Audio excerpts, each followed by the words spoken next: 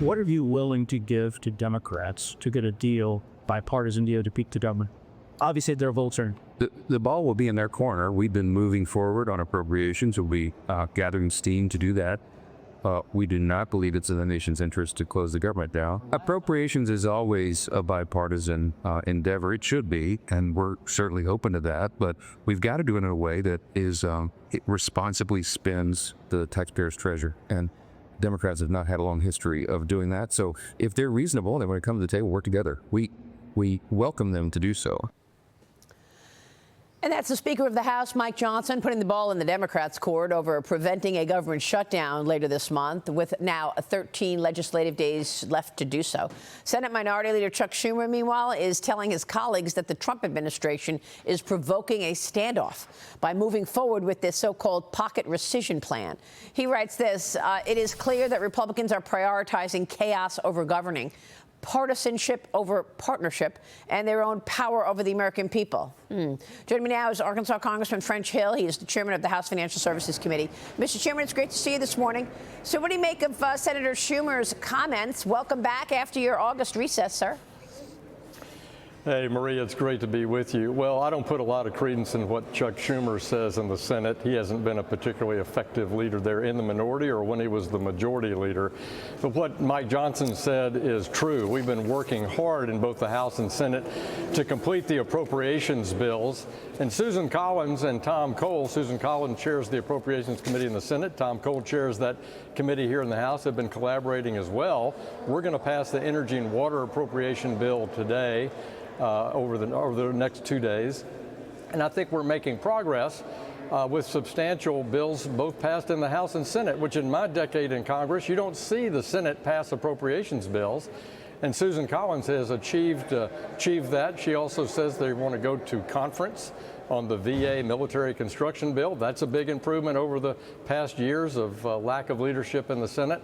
So I think we're on the right track, but I do believe that we'll need a short-term CR, and perhaps we can attach a short-term CR to actually passing several of those bills and seeing them enacted into law. In other words, pass the appropriations bills that both houses have worked on in July, August, and now September, and add those to a short-term CR. That might be a solution. All right.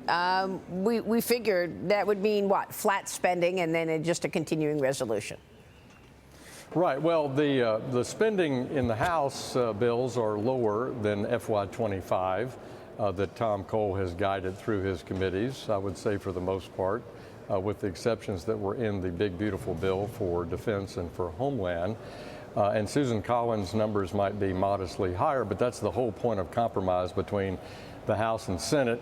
And that's what Mike Johnson's referring to. We need Senate Democrats and House Democrats to recognize Republicans control both chambers. They've got to make a list of the things that are important to them.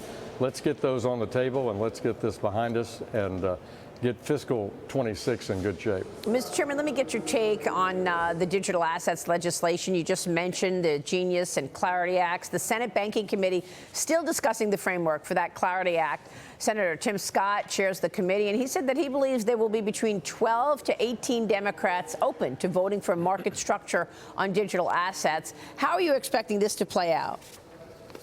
Well, I've really enjoyed working with Kirsten Gillibrand and Cynthia Lummis, both who've been real leaders. Chairman Tim Scott in the Senate has put together a working group on the digital assets framework. The Clarity Act in the House, which I wrote, got 78 Democrat votes here in the House. Back in July, we sent that to the Senate with really a suspension level vote. We got such overwhelming support by Democrats and Republicans. I would hope that the Senate would consider taking up the Clarity Act in their process and simply making improvements to it. I think that would be a great approach. But Tim Scott and his working group and the leadership of Subcommittee Chair Lummis and John Bozeman on the Ag Committee. They all have this at a top priority, and I hope we can get this done in the next few weeks. Let me get your take on what Larry Lindsay says about this, Mr. Chairman, because the Lindsay Group out with a report saying widespread crypto adoption is not without consequence. And the firm writes that the ramifications of the Federal Reserve losing its semi-monopoly status as the supplier of money has wide implications that are often not discussed. At the Kansas City Fed Jackson Hole Symposium that I was at last week with Christine Lagarde, a lot of people were talking about this, including Fed Governor Mickey Bowman. And Mickey Bowman said she called digital assets a seismic shift in the way we think about money, value, and the fabric of our financial system. She said that if the Fed is unable to adjust to this new technology, it will bypass the traditional banking system. What do you want to say to people who are worried that if the depositors flee to blockchain, the cheap source of bank funding disappears, and it has a real impact on the banks?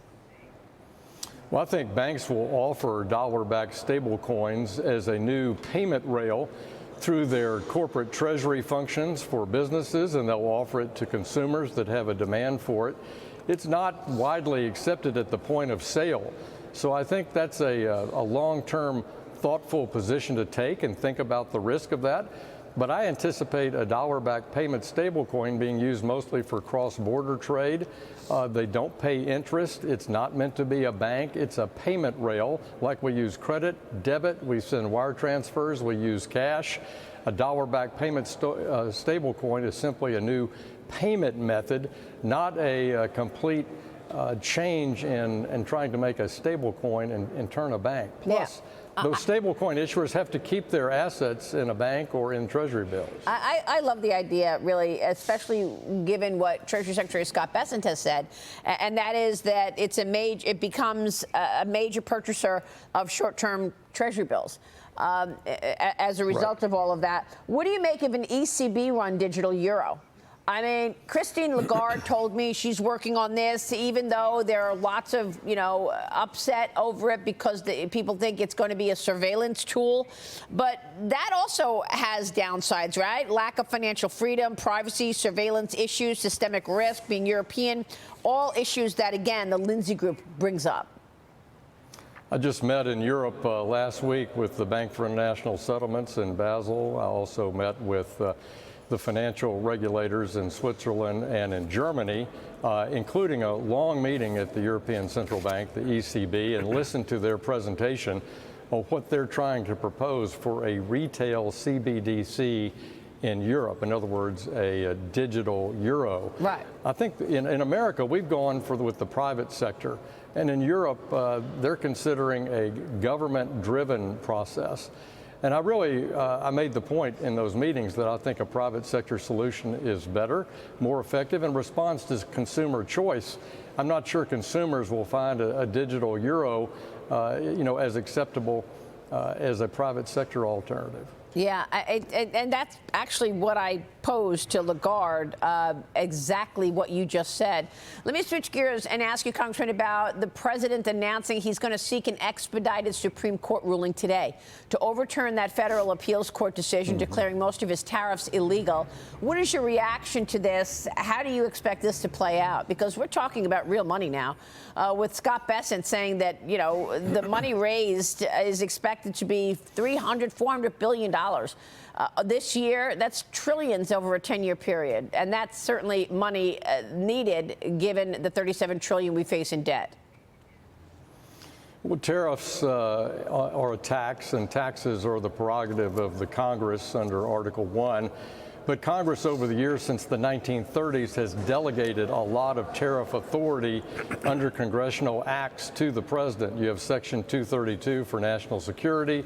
You have Section 301, which is about looking at bad behavior on the part of a trading partner like dumping or mispriced goods.